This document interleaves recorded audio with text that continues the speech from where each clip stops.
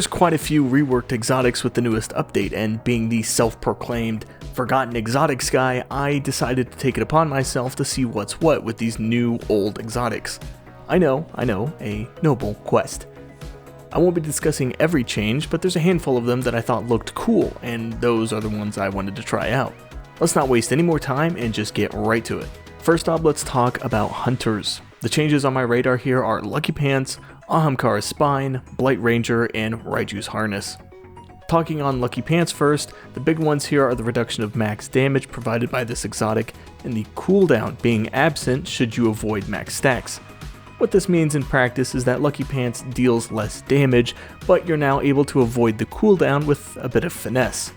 That finesse being to swap off your hand cannon at 6 stacks, one below the max of 7, then switch back and do it all again. This is best used with a standard hand cannon as opposed to the 2 or 3 round burst hand cannons in the game. Long story short for Lucky Pants, lower damage output, but more of it.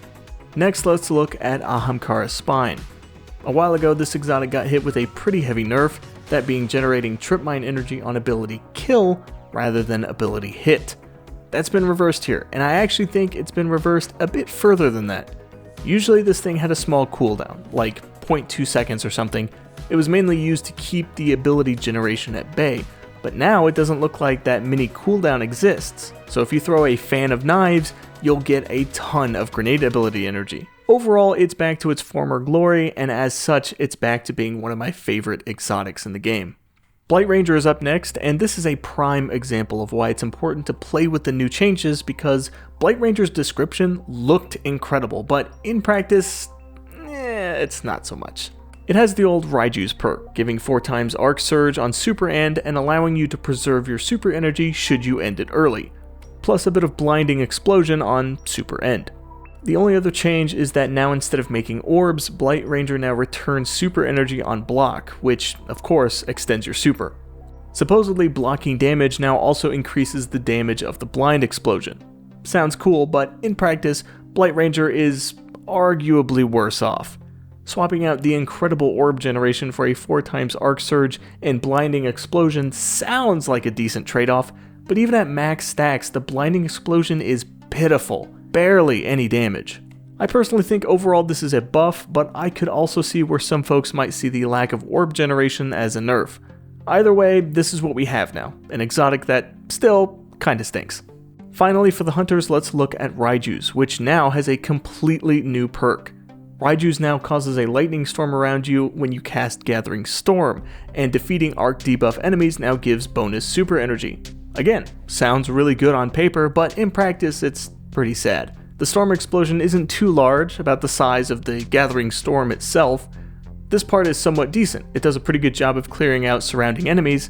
However, the super gains on arc debuff takedowns is... well, it's kinda hard to tell if it's even working.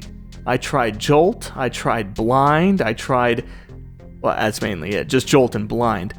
Nothing seemed to give more super juice, and if it was working, it was really small amounts. I was pretty excited for this one, but in practice, it leaves quite a bit to be desired. Next up, let's talk Warlocks. The exotics I'm looking at here are Ballador's, Skull of Dire Ahamkara, and Sanguine Alchemy. Let's start with Ballador's, which now allows your teammates to shatter your super frozen foes while maintaining the damage bonus. Quite good. It also now gives you super energy for applying frost armor to your teammates both with your rift and with your super. The energy gained is quite minuscule, but it does add up. The rift does a decent job of giving you just a little bit more super gains, but the super itself giving energy is a bit more finicky. If you start your super and only pulse out frost armor, you'll see about half of your super return after it ends. If you go back and forth, as you would when you're using the super, you're looking at about an eighth. Quite underwhelming, but keep in mind that this is all in addition to its existing effects, such as giving frost armor and giving stasis surge with your rift and super. Overall, a bit of an underwhelming change, but Ballador's is pretty decent as is, so it's hard to say I'm disappointed. Next up, Skull of Dire Ahamkara. This one got a simple change, but this one makes a huge difference.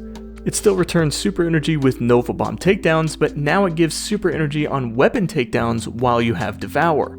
The energy gained from this aspect of the exotic is easily comparable to Mantle of Battle Harmony, and as such, stacking this exotic's effects with either Bad Juju or a weapon with Thresh can really push the super gains. Not much else to say. If you really like Nova Bomb, this just became a really great exotic to toss out as many as you can. It's basically the Shards of Galanor of the Warlock class. Finally, for my Warlocks out there, let's take a look at Sanguine Alchemy. This one got an interesting change. Everything is the same. Use a weapon matching the flavor of your super to extend your rift and get a surge within your rift. Only now, the surge is a ×4 instead of a ×2, and when you deal damage to an enemy while you're in a rift, they'll become marked, and they'll take an additional 10% damage from you. Notice how I said that? From you. Yep, I did in fact try this with a buddy, but it appears the bonus damage to marked enemies only affects your damage. It's unfortunate, but still, it's a really killer exotic now for raw weapon damage. Finally, let's talk about my beloved Titans. Icefall Mantle, Falling Star, Peacekeepers, Mask of the Quiet One, and the exotic class item all got some love here, so let's go through them. First off, Icefall Mantle. These got a huge rework, so scratch out what you know about this exotic and let's start from the beginning. Icefall replaces your class ability with a new ability, one where you suit yourself up with armor. This ability gives you max stacks of frost armor and freezes those around you. In addition to that, you'll also get frost armor from multi-kills with stasis damage and gain health every time you get a stack of frost armor. That's all. It doesn't hinder your movement anymore, it doesn't give you stasis surge anymore, it's all about the healing and the frost armor, and honestly, I absolutely love it now. I will miss the stasis weapon surge, but honestly this change made Icefall way more fun. Its healing isn't totally insane, but it is really helpful, and having an on-demand case of armor is just really fun. Overall, this is another one that I'm sure some people will hate on since it doesn't give the surge or an overshield, but personally, I really enjoy them now, and I think they're a lot of fun to use. Next up, Falling Star. This one gives you bonus super energy for melee kills while you're amplified. Pretty easy to see in action, but one thing to note is that glaive melees do not count. It's unfortunate, but it's the truth. Basic punches and melee abilities only. That being said though, this does give a decent amount of super energy, and if you already like this exotic, you'll like it even more now.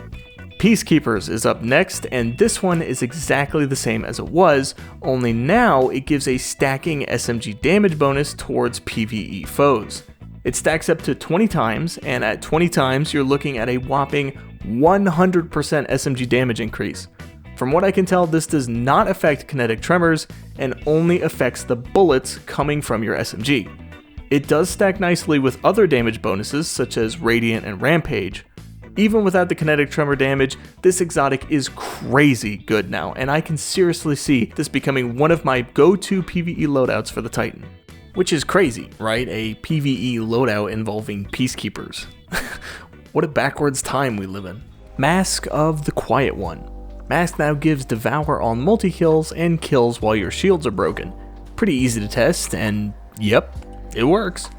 It only takes 3 kills to get Devour going on its own, or a single kill with your shields broken. Pretty awesome effect here, and one that I'm eager to try out with some different subclasses. Finally, let's talk about the Titan exotic class item. Khepri's Horn, Hoarfrost, and Crest of Alpha Lupi all now work with Thruster. Hoarfrost will drop a couple of stasis crystals, and Khepri's leaves a little fireball that explodes. Combine the two for a huge explosion of damage. Very good. I like these changes, though I'm not sure they're going to get me to use their exotic perks when I can just use the original exotics. That's just me though. And that's all I tried. It's only the first day, so I suspect more things will be tested as the days go on, ultimately making this video irrelevant. Why am I making this video? Anyways, hopefully you found something here that sparks some build crafting ideas. Do share though. Let's talk about these exotics down in the comments. Have you used any of these, or better yet, have you used any of the new exotics? Let me know. Until next time.